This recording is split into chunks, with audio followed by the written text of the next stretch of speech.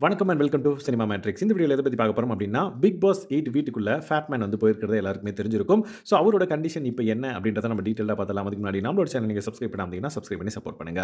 So that fat man வந்து பார்த்தீங்க அப்டின்னா, இன்னைக்கு பிசிக்கல் ஆக்டிவிட்டி நெறைய வந்து பார்ட்டிசிபேட் பண்ணியிருந்தாரு. ஒரு கேமும் வந்து வச்சிருந்தாங்க கேப்டன்சி டாஸ்க்குக்கு.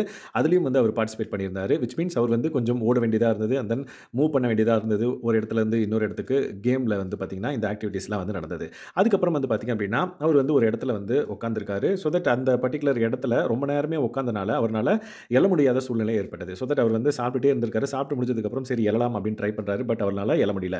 ஏன் அப்படின்னா, அவர் வந்து பிசிக்கல் ஆக்டிவிட்டி நெறைய பண்ணனால அவருக்கு வந்து கால்ல வந்து பெயின் இருக்கு அப்படின்ற மாரி, அதாவது முட்டிக்கு கீழ பெயின் இருக்கு அப்படின்ற மாரி அவர் வந்து சொன்னாரு. லைக் ஃபேட்மேன் வந்து எந்திரிக்க ட்ரை பண்றாரு, முடியல. பட் இருந்தாலும் with the help of Arun and then Vishal வந்து அவர் எந்திரிச்சு நின்னாரு. நின்னுட்டு கொஞ்ச நேரம் ஓகே பார்க்கலாம் அப்படின்ற மாரி பார்க்குறாரு. மறுபடியும் வந்து அவருக்கு வந்து நின்னதுக்கப்புறம் வலி இருக்கிறத வந்து சொல்றாரு. ஓகே நாங்க புடிச்சுட்டே போறோம்னோனே, இல்ல பரவால்ல அப்படின்னோனே, அவரோட தட்டையும் அவரு யூஸ் பண்ண கிளாஸையும் எடுத்துட்டு நடக்க ஆரம்பிக்கிறாரு. இல்ல நானே எடுத்துட்டு வரேன். ஈவன் அருண் அண்ட் விஷால் வந்து குடுங்க நான் எடுத்துட்டு போறேன்னு சொன்னதுக்கு அப்புறமும் வந்து அவர் வந்து இல்ல நானே எடுத்துட்டு போறேன்ற மாரி அவர் வந்து வாக் பண்ண ஆரம்பிக்கிறாரு. மறுபடியும் வந்து அந்த பெயின் வருது.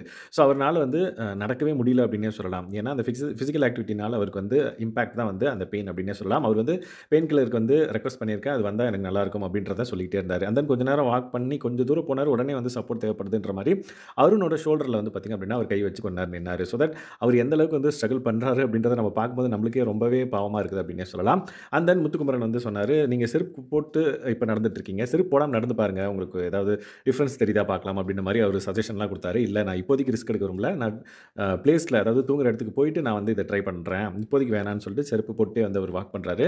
எல்லாருமே வந்து பார்த்தீங்க அப்படின்னா, நடுவுல வந்து கேட்கறாங்க, "குடுங்க அந்த தட்டையும், கிளாஸையும் நாங்க வாஷ் பண்ணிடுறோம்." அப்படின்ற மாரி. "இல்ல நானே வாஷ் பண்றேன்." அப்படின்ற மாரி அவரே வந்து சிங்க் வரையும் வந்து போயி லைக் வாஷ்லாம் வந்து பண்றாரு. அண்ட் தென் அவருக்கு வந்து பார்த்தீங்க அப்படின்னா, லைக் இத்தன பெயின் இருந்தும் அவரோட வேலைய அவரே செய்யணும் அப்படின்றது வந்து ஒரு இன்ஸ்பிரேஷனா வந்து எல்லாருமே எடுத்துக்கணும் அப்படின்றது தான் வந்து மெயினா இதில நம்ம வந்து அப்சர்வ் பண்ண வேண்டிய விஷயம். அண்ட் தென் அருணும் வந்து பார்த்தீங்க அப்படின்னா, கடைசி வரையும் சிங்க் கிட்ட வரையும் வந்து கூட்டு போய் விட்டுட்டு, லைக் உங்களுக்கு டாக்டர் அசிஸ்டன்ஸ் ஏதாவது தேவைப்படுதா அப்படின்ற மாரி அவர் நலம் விசாரிச்சாரு. அதே மாரி பெயின் கில்லர் வந்துருச்சு அப்படின்னா, it will be very helpful அப்படின்றத அவர் ரிப்பீட்டடா சொன்னதுனால, நம்மளுக்கு அந்த பெயின் எந்த அளவுக்கு இருக்கு அப்படின்றத நம்ம ஈஸியா உணர முடியுது. ஹோப்ஃபுல்லி ஒரு ஸ்லீப் எடுத்தாரு அப்படின்னா, next day he'll be alright அப்படின்னு சொல்லிட்டு நம்ம எக்ஸ்பெக்ட் பண்ணலாம். வித் பெயின் கில்லரோட ஹெல்ப்போட.